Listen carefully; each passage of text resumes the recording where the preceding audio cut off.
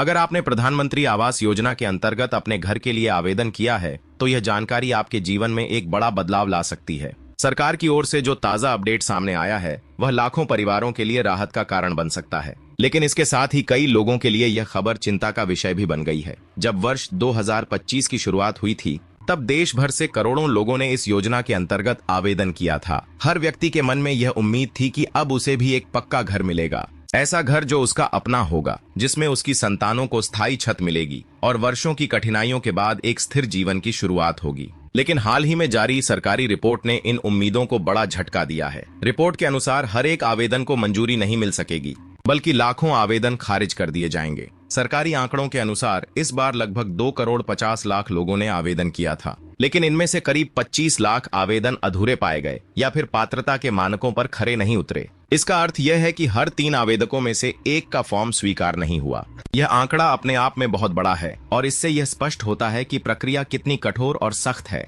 अब सवाल उठता है कि इतने बड़े पैमाने पर आवेदन क्यों खारिज हो रहे हैं। सरकार ने जो कारण बताए हैं वे काफी हद तक स्पष्ट हैं। कई आवेदकों के पास पहले से ही पक्का मकान मौजूद था, कुछ लोगों ने अपने दस्तावेजों में गलत जानकारी दी और कई लोगों ने अभी तक अपने बैंक खातों को आधार से लिंक नहीं कराया। लेकिन दुख की बात यह है कि कई ऐसे परिवार भी इस सूची से बाहर कर दिए गए जिन्होंने सभी नियमों का पालन किया था, सही दस्तावेज दिए थे, आधार जोड़ा था और बैंक खाता भी सक्रिय रखा था, फिर भी उनका नाम लाभार्थियों की सूची में नहीं आया।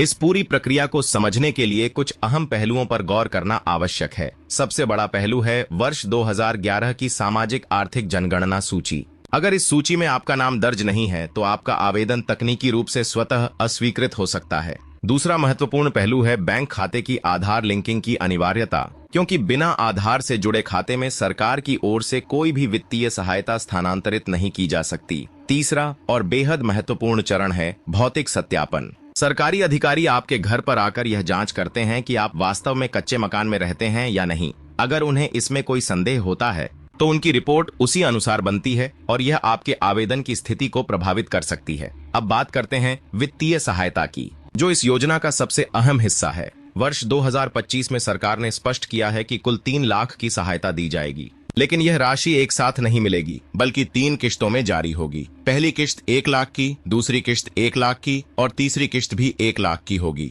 प्रत्येक किश्त का भुगतान आपके मकान के निर्माण की प्रगति, पिछली किश्त के सही उपयोग और सत्यापन रिपोर्ट पर निर्भर करेगा। यानी पहली किश्त मिलने के बाद यह गारंटी नहीं है कि दूसरी किश्त अपने आप मिल जाएगी। इसके लिए आपको यह साबित करना होगा कि पहली किश्त का सही उपयोग हुआ है और घर का निर्माण लगातार आगे बढ़ रहा है। हाल के दिनों में सोशल मीडिया पर अफवाहें फैली कि सरकार 3 लाख की पूरी राशि एक साथ खातों में डाल रही है। यह दावा पूरी तरह से गलत है। सरकार ने ऐसा कोई आधिकारिक ऐलान नहीं किया है, इसलिए इन झूठी खबरों पर भरोसा बिल्कुल ना करें और केवल सरकारी पोर्टल या प्रमाणिक स्रोतों से ही जानकारी प्राप्त करें। अगर आपका नाम लाभार्थी सूची में नहीं है तो घबराने की आवश्यकता नहीं है। सबसे पहले प्रधानमंत्री आवास योजना की आधिकारिक वेबसाइट पर जाएं और अपने आधार नंबर की मदद से स्थिति जांचें। अगर लिखा है कि मंजूरी की प्रतीक्षा में है तो धैर्य रखें और अगली सूची का इंतजार करें। लेकिन अगर अस्वीकृत लिखा है तो तुरंत अपने क्षेत्र की पंचायत, नगर निगम या शहरी निकाय में जाकर शिकायत दर्ज करें। इसके साथ ही सरकार ने एक नया ऑनलाइन पोर्टल भी शुरू किया है, जहां आप अपनी शिकायत दर्ज कर सकते हैं, पुराने दस्तावेज अपलोड कर सकते हैं और पुनः आवेदन कर सकते हैं। यह उन लोगों के लिए राहत का अवसर है जो किसी कारणवश पहले वंचित रह गए थे। सबसे महत्वपूर्ण बात यह याद रखें कि प्रधानमंत्री आवास योजना में आवेदन पूरी तरह से निःशुल्क है। अगर कोई संस्था, एजेंट या व्यक्ति आपसे पैसे की मांग करता है तो वह आपको धोखा देने की कोशिश कर रहा है। ऐसे लोगों को एक पैसा भी ना दें और तुरंत इसकी सूचना संबंधित अधिकारियों तक पहुंचाएं। यह योजना केवल गरीबों और जरूरतमंदों के लिए बनाई गई है, अमीरों या बिचौलियों के लिए नहीं। अपने आवेदन की स्थिति समय समय पर जांचते रहना बेहद जरूरी है। कई बार लोग यह मान लेते हैं कि उनका आवेदन सही है, लेकिन असलियत में वह पहले ही अस्वीकृत हो चुका होता है और उन्हें इसकी जानकारी नहीं होती। अगर आपने अपना मोबाइल नंबर बदल लिया है या पुराना नंबर बंद हो गया है तो नया नंबर तुरंत अपडेट कराएं, ताकि ओटीपी, बैंक से जुड़ी सूचनाएं और किस्तों की जानकारी समय पर आप तक पहुंच सके।